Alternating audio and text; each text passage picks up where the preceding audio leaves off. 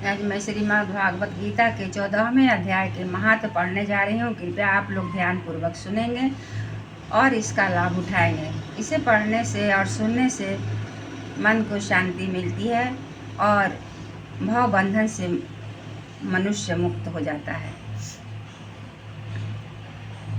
श्री महादेव जी कहते हैं, पार्वती, अब मैं भव बंधन से छुटकारा पाने के साधनभूत 14वें अध्याय का महत्व बतलाता हूँ। तुम ध्यान देकर सुनो। सिंघल द्वीप में विक्रम बेताल नामक एक राजा थे, जो सिंह के समान पराक्रमी और कलाओं के भंडार थे। एक दिन वे शिकार खेलने के लिए उत्सुक होकर राजकुमारों सहित 2 कुतिया को साथ लिए वन में गए। वहां पहुंचकर उन्होंने तीव्र गति से भागते हुए खरगोश के पीछे अपनी कुतिया छोड़ दी। उस समय सब प्राणियों के देखते देखते खरगोश इस प्रकार भागने लगा मानो कहीं उड़ गया हो। दौड़ते दौड़ते बहुत थक जाने के कारण वह एक बड़ी खंडक गड्ढे में गिर गया। गिरने पर भी वह कुतिया के हाथ नहीं आया और उस स्थान पर जा पहुंचा जहां का वातावरण बहुत ही शांत था। वहां हरिण निर्भय होकर सब और वृक्षों की छाया में बैठे रहते थे। बंदर भी अपने आप टूटकर गिरे हुए नारियल के फलों और पके हुए आमों में से पूर्ण तृप्त रहते थे। वहाँ सिंह हाथी के बच्चों के साथ खेलते और सांप निडर होकर मोर की पंखों में घुस जाते थे। उस स्थान पर एक आश्रम के भीतर वत्स नामक मुनि रहते थे, जो जितेंद्रिय एवं शांत भाव से निरंतर गीता के 14वें अध्याय का पाठ किया करते थे। आश्रम के पास ही वत्स मुनि के किसी शिष्य ने अपना पैर धोया था। ये भी 14वें अध्याय का पाठ करने वाले थे। उसके जल से वहाँ की मिट्टी गीली हो गई थी। खरगोश का जीवन कुछ शेष था। वह हाँफता हुआ आकर उसी कीचड़ में गिर पड़ा। उसके स्पर्श मात्र से ही खरगोश दिव्य विमान पर बैठकर स्वर्ग लोक को चला गया। फिर कुतिया भी उसका पीछा करती हुई आई। वहाँ उसके शरीर में भी कुछ कीचड़ के छींटे लग गए। फिर भूख प्यास की पीड़ा से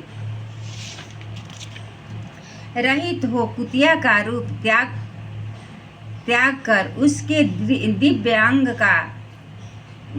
दिव्यांगना का रमणीय रूप धारण कर लिया और गंधर्वों से सुशोभित दिव्य विमान पर आरूढ़ हो वह भी स्वर्गलोक को चली गई। यह देख मुनि के मेधावी शिष्य स्वकंदर हंसने लगे। उन दोनों के पूर्व जन्म के बैर का कारण सोचकर उन्हें बड़ा विस्मय हुआ था। उस समय राजा के नेत्र भी आश्चर्य से चकित हो उठे।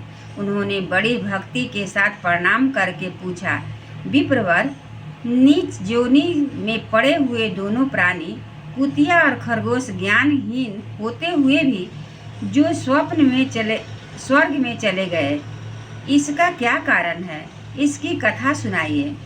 शिष्य ने कहा, भूपाल, इस वन में वत्स नामक ब्राह्मण रहते हैं। वे बड़े जितेंद्रिय महात्मा हैं। गीता के 14वें अध्याय का सदा जप किया करते हैं। मैं उन्हीं का शिष्य हूँ।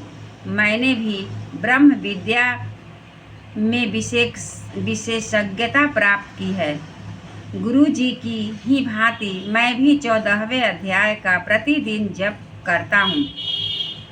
मेरे पैर धोने के जल में लौटने के कारण वह खरगोश कुतिया के साथ ही स्वर्ग लोक को प्राप्त हुआ है। अब मैं अपने हंसने का कारण बताता हूँ। महाराष्ट्र में प्रतिउदक नामक महान नगर है। वहाँ केशव नाम का एक ब्राह्मण रहता था, जो कपटी मनुष्यों में अग्रगण्य था।